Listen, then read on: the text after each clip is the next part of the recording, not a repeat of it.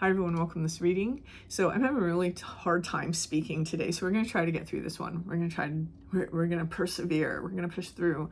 If you are interested in the Major Arcana videos, the next one's going to be posted tomorrow morning. So channel members, keep an eye out for that. If you're not a channel member, consider becoming one so that you can watch those videos. The link's in the description box below.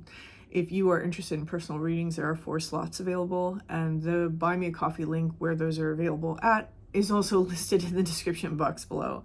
Okay, we're just going to start right here. So this reading is coming out a little bit differently than the way that I normally read. Some of you may notice, some of you might not notice. We'll see.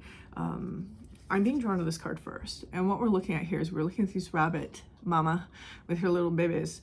And this is really speaking to me about spring. There was a significant event spiritually that took place around spring. It looks like it took place sometime around that solar eclipse. This may have resulted in like an experience of past lives, an experience of our interdimensionality, an experience of maybe even a soul family or other consciousnesses linked towards ours, right, to us.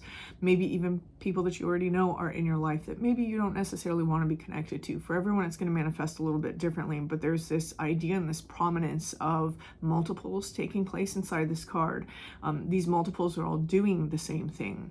So this can look like people that we are connected to who they're all on the same path as we are, or again, past lives where we've done the same thing over and over, for example. But there does seem to be some sort of block within that energy, something that we're not necessarily seeing, or some way that we don't feel that we can move forward.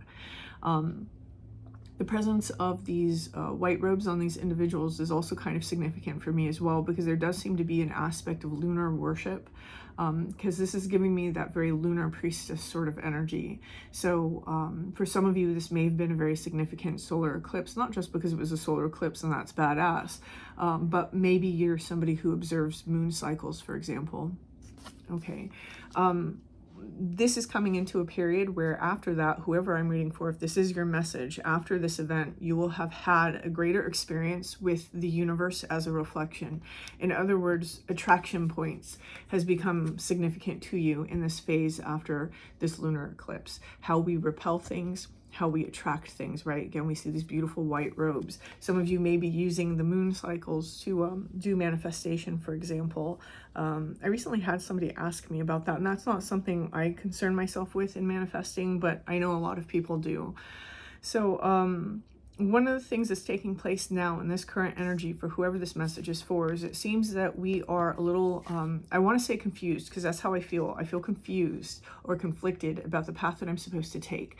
Now, the interesting thing about this is that we have this one over here, and this, you know, being,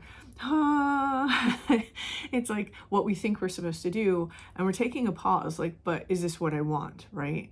It seems to be a little conflictual. Maybe this is what we feel we're supposed to do, but it's not what we actually want to do. And there is a transformation that is taking place here. There's also, now I'm being told to read it. Okay, so you're already doing it, so stop overthinking it. Keep facing your true north. So again, for somebody here, there is, and I'm saying again because I had a message like this come out the other day. This feels very much like somebody who has some maybe latent mediumship abilities, or somebody who just has a strong ancestral connection, who may not necessarily be aware of their ancestral connection. I am feeling like a father energy come through very heavily, and that doesn't mean that if you don't have a father in spirit that this can't be a reading. It's just one of the energies of stepping forward as someone's father. Also the name Heather, because of the presence of the Heather in this card. So right here, what we have is we have these 2 beautiful statues, right? And they're moving away from each other. Again, they're parting, they're repelling, and this is allowing some sort of moth spirit to come through. For some of you, in repelling something away from you, they're opened up this energetic space. And in this energetic space, something that you thought was gone returned to you or became more prominent. And it does feel like that's going to be this ancestor here. Again, notice the white robes on these women.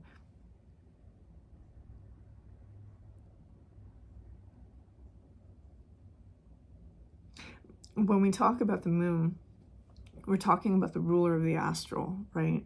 And so some people have noticed for themselves that their connection to their ancestors, their connection to spirit, goes in cycles with the moon. I personally don't notice that for myself, but I've heard people talk about that.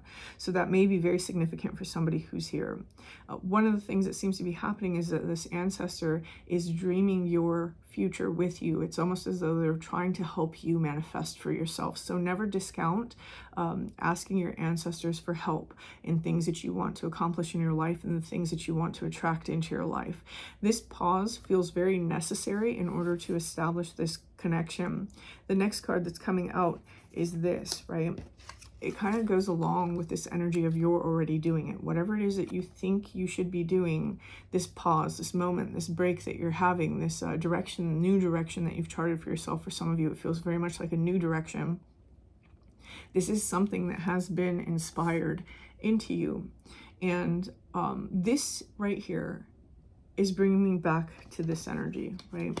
This seems to be being inspired into you so that we don't face the same block again, right? This is a new way, a new path. Whatever this was that was like bright and shiny and seemed super sacred and seemed all this, it's almost this understanding that I think I've done that before though. And if I've done that over and over and over, I need to try something different. That's kind of the energy that this is giving to me. Someone is trying something that maybe is a little similar to things that they've done in previous lives, but they're doing it in a different way. They're doing it in a way that resonates with the modern era. I want to put it that way. Okay. What is happening in this space is somebody seems to be reclaiming their power. Maybe we've lost a lot of power thinking that we had to do this thing over here.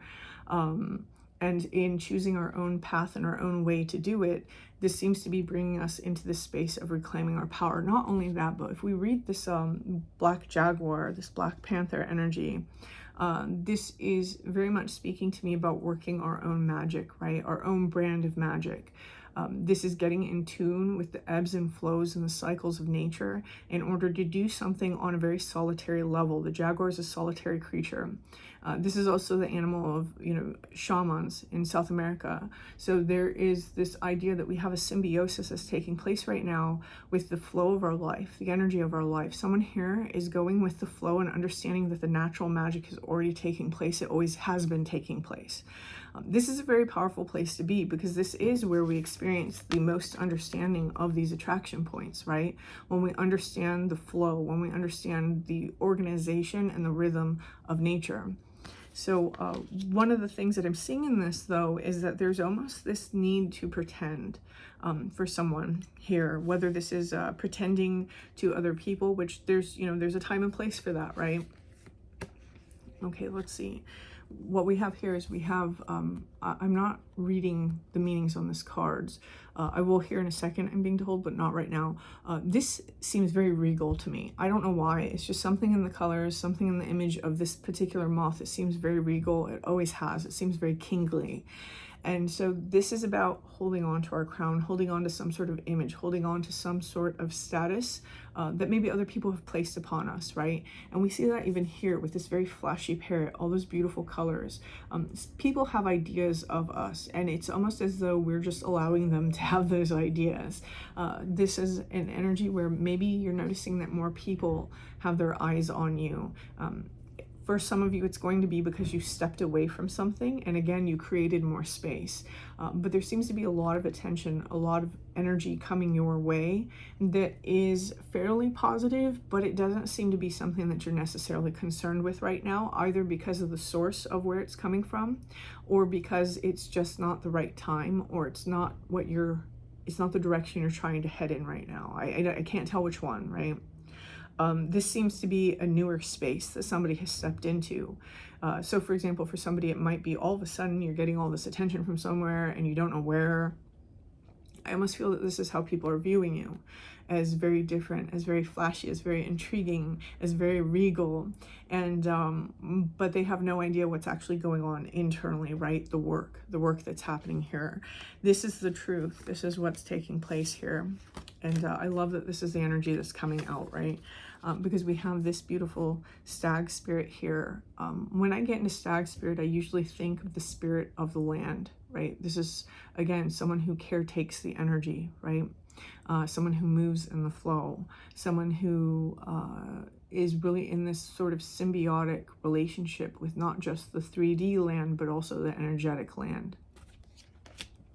This is truth cutting through authenticity. Your authenticity isn't owed to other people. Your authenticity is owed to yourself. I don't feel that you're worried about giving it to these people. I feel that you're worried about giving it to yourself. And so there's an element of being true to yourself that's taking place, especially with these cards here, right? There's also, I can't pick these up. There's also an element of clarity that's coming through. And I almost feel that this ancestor is acting as that sword. They're providing these downloads and these insights. This feels a little bit like a confirmation from that ancestor that, yes, I have been working with you. Yes, I am helping you. Yes, I am hearing what you're trying to manifest and bring forward in your life, and I'm trying to help you do that. So that's what this message feels like. It feels like a confirmation. And this is the truth, right? Right now, the energy that we are working, the energy that we've stepped into, the archetype that we may have stepped into is the magician. This is where we create, again, where we understand that our beliefs and thoughts are creating our universe around us. There is this altar in front of us, which seems like the things that we're doing in the 3D, which are bringing about change in symbiosis with our thoughts. So again, there's something about the 3D environment and the energetic environment working together, because someone is now getting into this flow where they understand attraction points. Okay, so I'm going to leave this here. If this resonated for you, please hit that like button. Feel free to leave me a comment, and until next time.